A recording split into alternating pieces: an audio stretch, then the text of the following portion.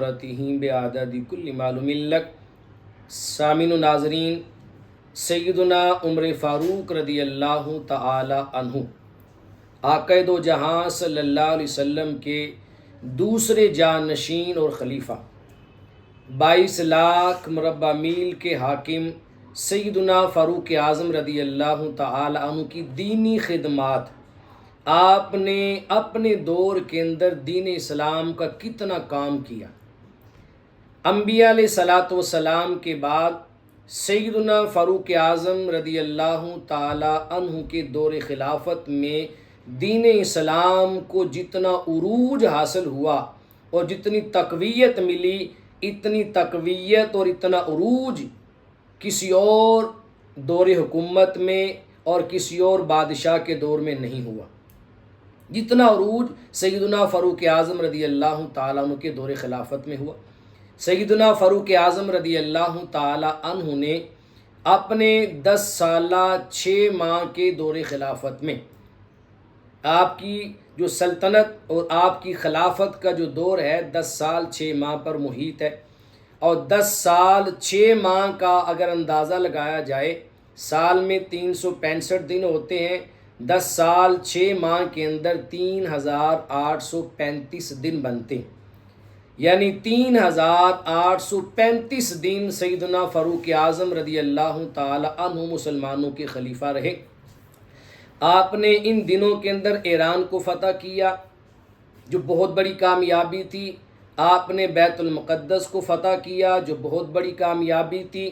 سیدنا فاروق اعظم رضی اللہ تعالی عنہ نے اپنے 3835 دنوں کے اندر 1036 شہروں کو فتح فرمایا، 1036 شہروں کو فتح فرمایا 3835 دنوں میں، یعنی ہر 3 سے 4 دن کے اندر سیدنا عمر فاروق رضی اللہ تعالی عنہ ایک شہر کو فتح کرتے تھے۔ اور تاریخ کو اٹھا کے دیکھیں، سیدنا فاروق اعظم رضی اللہ تعالیٰ عنہ کی فتوحات کو دیکھیں، آپ دیکھ کے دنگ رہ جائیں گے۔ 1036 شہروں کو فتح کیا ہے اور کسی بھی جنگ میں خود شامل نہیں ہوئے، خود مدینہ طیبہ میں ہوتے تھے۔ آپ کا رعب اور دبدبہ ہی اتنا ہوتا تھا کہ آپ مدینہ منورہ میں ایک چٹائی پہ آرام فرما رہے ہوتے تھے، ادھر کیسر و کسریٰ اپنے تخت پہ بیٹھے کانپ رہے ہوتے تھے، اپنا لشکر بھیجتے اور فتح کی نوید آ جاتی۔ 1036 شہروں کو آپ نے فتح فرمایا۔ اور پھر دوسری بڑی کامیابی دیکھیں اور دین کا عروج دیکھیں، سیدنا فاروق اعظم رضی اللہ تعالیٰ عنہ نے 3835 دن خلافت کے فرائض سر انجام دیے، اور 3835 دنوں میں آپ نے 4000 مسجدیں بنائی۔ اگر ایک دن میں ایک مسجد بھی بنائی ہو تو تب بھی مسجدیں زیادہ بنی ہیں، اور آپ کی خلافت کے دن کم ہیں۔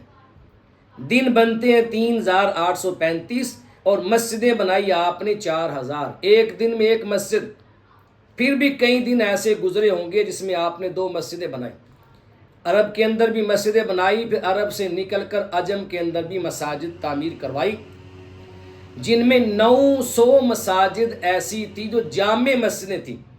جامع مسجد وہ ہوتی ہے جس کے اندر نماز جمعہ بھی ہوتا ہے، پھر درس اور واعظ بھی ہوتا ہے، لوگ وہاں پر آ کر سیکھتے بھی ہیں۔ کئی لوگوں نے آ کر وہاں پر قرآن و سنت کو سیکھا ہوگا، مصطفیٰ کریم علیہ السلام کی سیرت کو سیکھا ہوگا۔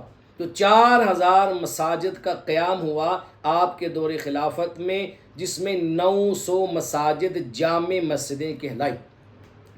سیدنا فاروق اعظم رضی اللہ تعالی عنہ رسول اعظم صلی اللہ علیہ وسلم کے وہ صحابی ہیں جن کی شہادت مسجد نبوی شریف کے اندر حالت نماز کے اندر ہوئی۔ سن 23 ہجری میں آپ نے شہادت پائی، اور 537 احادیث طیبات جو ہیں وہ سیدنا فاروق اعظم رضی اللہ تعالیٰ عنہ کی زبان پاک سے اور آپ کے قلم سے روایت ہوئی۔